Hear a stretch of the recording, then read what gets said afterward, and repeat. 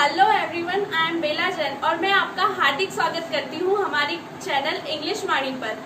अभी तक हमने सीखा है linking verb is am are से सेंटेंस कैसे बनाते हैं, उन्हें कैसे यूज करते हैं और उनकी प्रैक्टिस कैसे करते हैं। आज की क्लास में हम सीखेंगे लिंकिंग वर्ब वॉज वर्ब से बनने वाले सेंटेंस, उन्हें कैसे बनाया जाता है, उन्हें हिंदी के ऐसे कौन कौन से सेंटेंस है जहाँ हम वॉज वर्ब का यूज करके उन्हें इंग्लिश में ट्रांसलेट कर सकते हैं।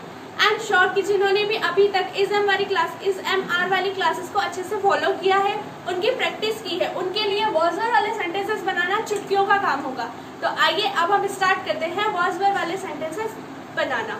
वॉज और वर, वॉज का मतलब और वर का मतलब। वॉज और वर इन दोनों का अर्थ होता है था, थी या थे। ऐसा फिक्स नहीं है कि हमेशा वॉज के लिए था आएगा, वर के लिए थे आएगा। वॉज वर्ब के लिए इन तीनों में से कुछ भी यूज हो सकता है, इन तीनों में से कोई भी अर्थ निकल सकता है वॉज वर्ब का। आइए अब हम इसे सेंटेंस से देखते हैं। वह खुश था। सबसे पहले हमने सीखा था कि जब भी कोई सेंटेंस देखे तो हमें उसमें सबसे पहले सब्जेक्ट ढूंढना है, क्योंकि स्ट्रक्चर क्या होता है, subject plus verb plus object. अब यहाँ सब्जेक्ट क्या है, हम पढ़ रहे हैं लिंकिंग वर्ब, और लिंकिंग वर्ब में हमेशा सब्जेक्ट क्या होता है, जिसके बारे में बताया जाता है, जिसकी विशेषता बताई जाती है या जिसके बारे में सूचना दी जाती है। वह खुश था, यहाँ खुश कौन है, वह, तो ये वह क्या हुआ हमारा सब्जेक्ट, और वह को इंग्लिश में कहा जाता है ही। अब था के लिए क्या आएगा, वाज या वर।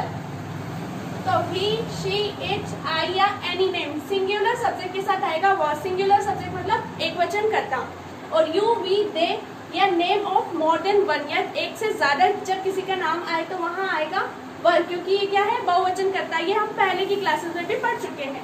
अगर आप मेरी क्लास पहली बार देख रहे हैं तो डिटेल स्टडी के लिए आप पहले की क्लासेस जरूर फॉलो करें, आपको और क्लियरिटी मिलेगी इससे।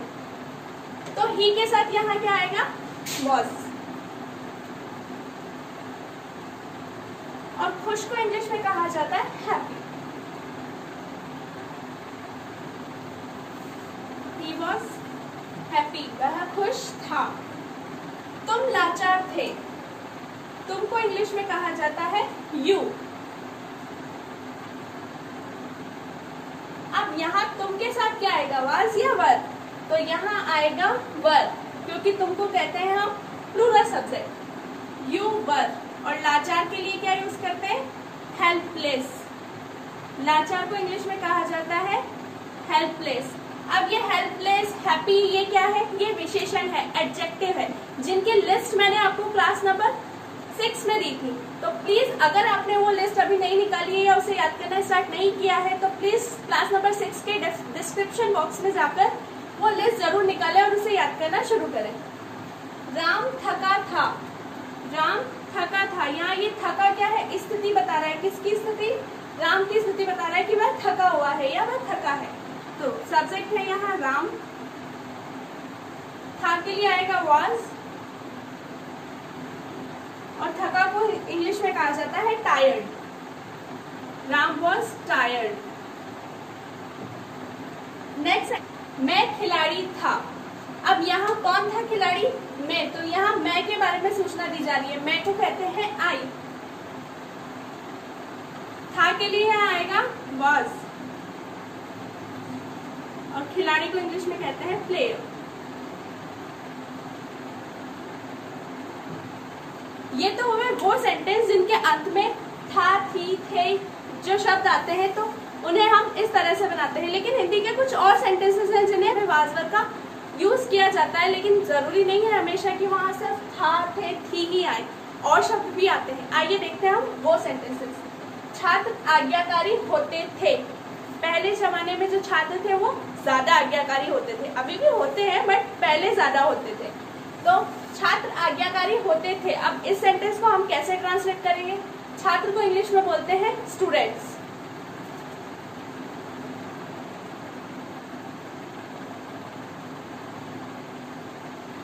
अब थे के लिए तो हम लगा देते हैं यहाँ पे वॉज या वर, लेकिन यहाँ होते थे के लिए क्या लगाएंगे, तो होते थे के लिए भी हम यहाँ वाज या वर में से ही कोई शब्द यूज करेंगे, क्योंकि ये होते जो है ये व्यक्ति के स्वरूप को बढ़ाने का काम करता है, जैसा हमने पिछली क्लासेस में पढ़ा था।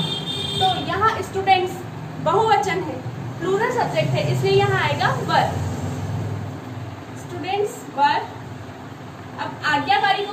जाता है। इंग्लिश में आज्ञाकारी को क्या कहते हैं? Obedient.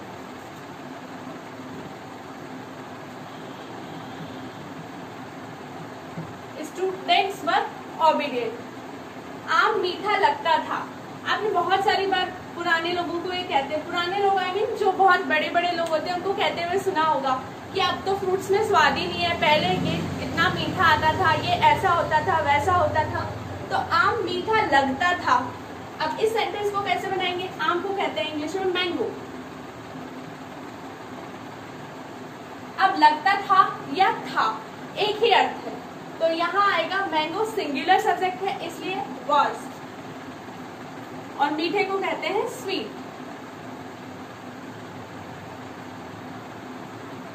Mango was sweet. Next sentence है वह तैयार रहता था। वह तैयार रहता था। अब वह के लिए आएगा ही। अब यहाँ भी रहता था के लिए हम क्या यूज करें? रहता था के लिए क्या वर्ब यूज करें? तो रहता था के लिए भी वॉज या वर में से कुछ एक आएगा, और क्योंकि ही क्या है? सिंगुलर सब्जेक्ट है, तो यहाँ आएगा वॉज। और तैयार को कहते हैं रेडी।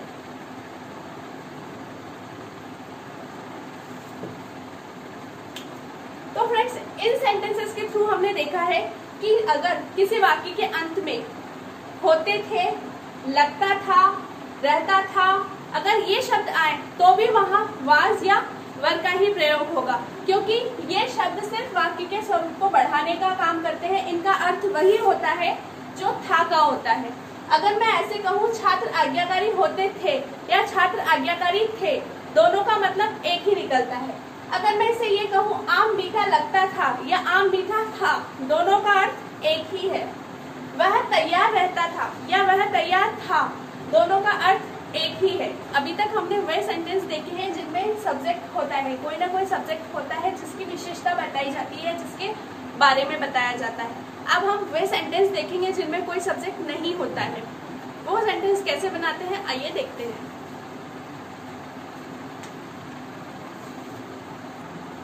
आइए अब हम वे सेंटेंस देखते हैं जिनमें सब्जेक्ट नहीं होता है। एक लड़का था, इसमें क्या सब्जेक्ट है? इसमें किसके बारे में बताया जा रहा है? क्या था? लड़का। ये तो हमें पता है, लेकिन और कोई विशेषता बताई जा रही है क्या इसमें? नहीं। पिछली क्लास में मैंने आपको एक ट्रिक भी बताई थी, सब्जेक्ट है या नहीं है इसे आप कैसे पता लगा सकते हैं, उस ट्रिक को यूज करते हैं। उस ट्रिक में मैंने बताया था आपको, मैंने आपको दो क्वेश्चंस बताए थे, क्या था, क्या है और कौन है। ये दो क्वेश्चन आपको पूछते हैं। अब यहाँ पे है नहीं, यहाँ पे था, तो हम पूछेंगे क्या था और कौन था। जैसे एक लड़का था, तो क्या था? लड़का। लेकिन कौन था? कौन था वो लड़का? वो हमें नहीं पता है। इसका मतलब यहाँ पे क्या लगेगा? इंट्रोडक्टरी सब्जेक्ट, जो हम पहले पढ़ चुके हैं। इंट्रोडक्टरी सब्जेक्ट है देयर। देयर। अब यहाँ पे वर्ब किसके अकॉर्डिंग आएगी? सब्जेक्ट तो हमने लगा दिया, उसके जस्ट बाद हमें लिखनी है वर्ब। वर्ब किसके अकॉर्डिंग आएगी? एक लड़का, इसके अनुसार। एक लड़का क्या है? सिंगुलर सब्जेक्ट, इसलिए यहाँ वर्ब आएगी देयर वाज। और एक लड़के को इंग्लिश में कहते हैं a boy. There was a boy. अगर मैं यहाँ यह कह देती कि एक लड़का सुंदर था, तो वहां हो जाता क्या था? सुंदर। और कौन था? लड़का। तो वहां लड़का हमारा सब्जेक्ट हो जाता। लेकिन यहाँ कोई सब्जेक्ट नहीं है, इसलिए हमने देयर सब्जेक्ट, देयर को सब्जेक्ट के रूप में लिखा है, लेकिन इसका यहाँ कोई मतलब नहीं है। मंदिर के सामने दुकानें थी। दूसरा सेंटेंस है मंदिर के सामने दुकानें थी। क्या थी? दुकानें। कौन? कौन है दुकानें? क्या कौन थी दुकानें? उसके बारे में हमको यहाँ सेंटेंस में पता है? नहीं। इसका मतलब यहाँ पे क्या नहीं है? सब्जेक्ट नहीं है। और जहाँ सब्जेक्ट नहीं होता है तो वहां हम सब्जेक्ट के रूप में क्या लगाते हैं? देयर या इट। तो यहाँ आएगा देयर। यहाँ देयर क्यों आएगा? क्योंकि यहाँ न तो समय की बात हो रही है, ना मौसम की बात हो रही है। और जहाँ भी समय और मौसम की बात होती है वहीं इट का प्रयोग किया जाता है। देयर क्या है? दुकानें। अब दुकानें क्या है? बहुवचन शब्द है। बहुवचन शब्द के लिए वर्ब आएगी वर। देयर वर क्या है? दुकानें। तो shops. There were shops. There were shops. कहाँ? मंदिर के सामने के लिए बोला जाता है इन फ्रंट ऑफ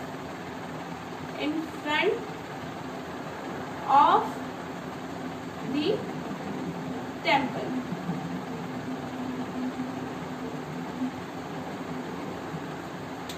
इस द से आपको कुछ याद आया? पिछली क्लास में मैंने आपसे एक क्वेश्चन पूछा था, उसका आंसर मैं अभी आपको दूं। नदी में पानी था, नदी में पानी था, क्या था? पानी। कौन था? कौन था का आंसर हमारे पास नहीं है, इसलिए यहाँ भी क्या लगेगा? Introductory subject there. अब पानी क्या है? सिंगुलर सब्जेक्ट, इसलिए देयर वॉज क्या था?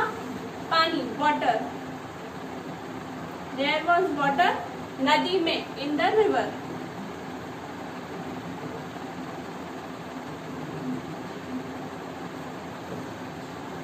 नेक्स्ट सेंटेंस है कुएं में सांप था, क्या था?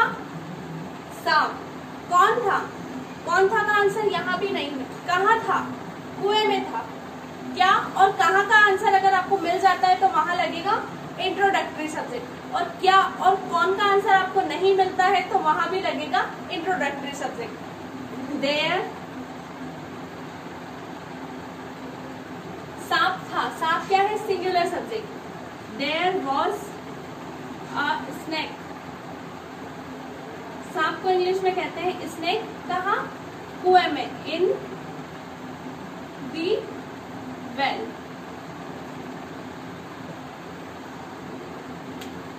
आई होप ये आपको समझ आ गया होगा। अगर आपको इनमें कोई प्रॉब्लम है तो प्लीज कमेंट बॉक्स में मुझे पूछें। मैंने आपसे पिछली क्लास में पूछा था कि बेस्ट के आगे हमने द क्यों लगाया है। बेस्ट के आगे द इसलिए लगेगा क्योंकि बेस्ट है एक सुपरलेटिव डिग्री। अब सुपरलेटिव डिग्री क्या होती है? जब भी हम दो से ज्यादा लोगों में कंपैरिजन करते हैं, दो से ज्यादा लोगों में यानी 3 या 3 से ज्यादा लोगों में, या 3 या 3 से किसी भी ज्यादा चीजों में कंपेयर करके किसी एक चीज को श्रेष्ठ बताते हैं तो वो होती है सुपरलेटिव डिग्री। जैसे हमने बोला था कि माँ का खाना, माँ सबसे अच्छी कुक है, तो हमने उनको क्या किया था? 2 से सब में पूरे संसार में जितने भी कुक्स हैं उनसे कंपेयर करके उन्हें सबसे श्रेष्ठतम घोषित किया था।